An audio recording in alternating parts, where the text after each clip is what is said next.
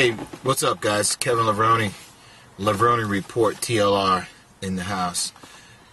This story's been going on. It's all around the web now, and hopefully this video will go viral.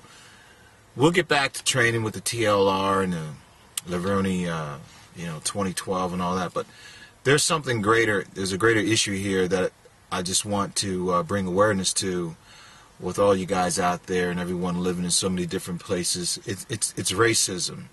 That's something where, my father's Italian and my mother's black, so for me, I never really saw a color as being an issue. It's all about how you treat people. If someone treats you ignorant and whatever, that means they have something going on within themselves. They need to address that.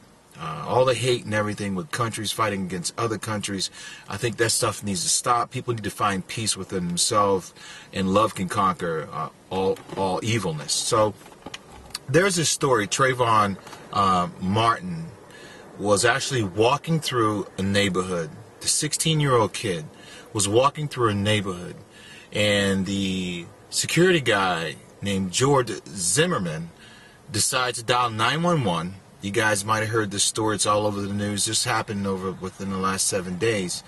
Decides to dial 911 because he thinks that Trayvon's suspicious. Well, Trayvon's 16 years old. The cops tell George, look, don't go by him. We will send an officer out there. So George decides to take it upon himself to go and do something about this kid walking through a neighborhood that he decides looks suspicious. So not only does he walks over to Trayvon, but in this video which you're about to hear, Trayvon ends up hollering for help, constantly hollering for help. So that means that George didn't like the way he looked, thought he was suspicious, and thought the kid might have been stealing something. Well, comes to find out, George decides he wants to shoot and kill this kid. All right, so he kills Trayvon. The part that gets me is that George still is not even arrested. So when you listen to this video, things like this, really, it needs to be something about him. I hope that George Zimmerman, right, that you are brought to justice, because things like this, you cannot take someone's life in your own hands because of what you think. There's a reason why they have authorities. There's a reason why you need to follow directions and listen to what the authorities say. When they tell you not to do something, don't take the law in your own hands, because, you know what, things can get out of control. So this kid loses his life 2 weeks before his 17th birthday because of George Zimmerman. So listen to this video, 911 call. Hey everyone. So here's an update on the Trayvon Martin case. I just saw on MSN.com that the 911 calls were released and show that the shooting of Trayvon Martin was not self-defense. 911, do you need police, fire, medical? Maybe both. I'm not sure. There's just someone screaming outside. Okay, what's the address that they're near? Okay, and is it a male or female? It sounds like a male. Okay, and you don't know why? I don't know why. I think they're yelling help, but I don't know. Just send someone quick. Okay, does he look hurt to you? I can't see him. I don't want to go out there. I don't know what's going on. So they're sending him. So you think he's yelling help? Yes. All right, what is your phone number? Just, there's gunshots. You just heard gunshots? Yes. How many? There's one. Jeremy, get down. No, come here. Is he no longer yelling? No one, I don't know. Jeremy, get in here now. Jeremy, get up here. All right, is he right outside? Yeah, pretty much out the back, yeah. Is he in front of it or behind that address? He's behind my house. Okay. Just stay away from the windows. I don't hear him yelling anymore. Do you hear anything? No, I don't, because I'm hiding upstairs. There was a gunshot right outside our house.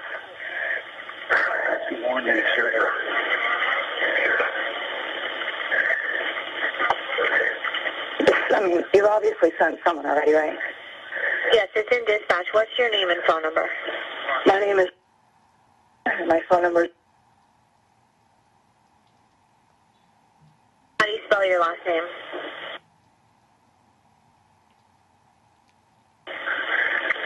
Okay. Do you hear any vehicles leaving or anyone else? Do you hear anything right There's now? people yelling out there, but I don't want to go down there, so... Okay, multiple people are yelling now? Yeah. Okay. All right, well, we do have officers on the way. Just call us back if you do hear or see anything else suspicious, like any vehicles leaving or anything like that, okay? Okay. All right, thank you. Bye. Bye. So now that you guys have heard the 911 call, that's just one of 8 calls. I'm going to read a bit of the article that was written by the Orlando Sentinel, and it gives you a pretty good insight into what the other callers were saying, and also Zimmerman's father clears up whether this man is white or not. Take a listen. It says, calls made to the police show that a black teenager, was terrified as he tried to get away from the white neighborhood watch volunteer who shot him, and that the volunteer was not defending himself, as he has claimed. Sanford police released 8 911 calls late Friday. The neighborhood watch volunteer, George Zimmerman, tells a dispatcher in the first call that he is following 17-year-old Trayvon Martin. He says Martin is running, but the dispatcher tells him not to follow the teen. Zimmerman had called police to report a suspicious person walking through the gated community.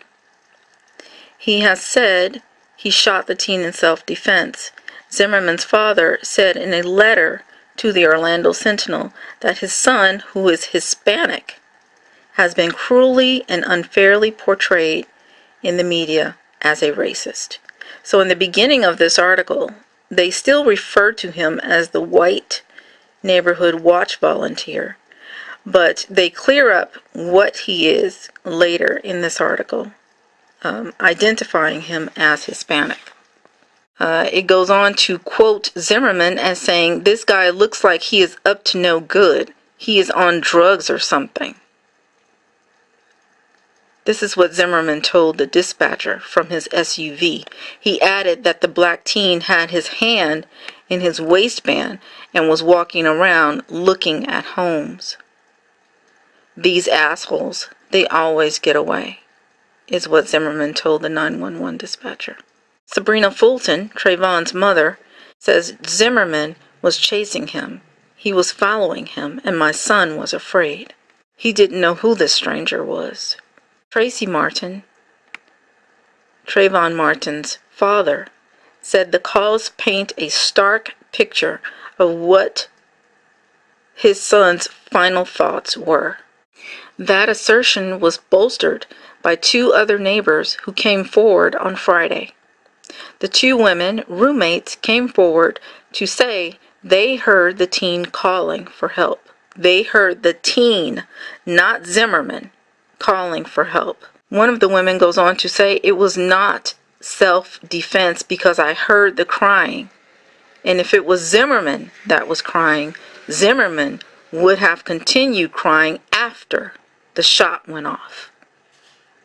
This is Mary Crutcher speaking to television reporters. The case has been turned over to the state attorney's office, which can decide whether to file charges or present evidence to a grand jury. Trayvon Martin's family said they continue pushing for charges to be filed against Zimmerman.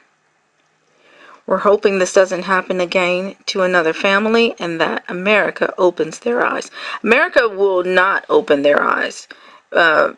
This is just the way it is, and I think that people have to accept that some people are just racist. Some people are prejudiced against others for various reasons.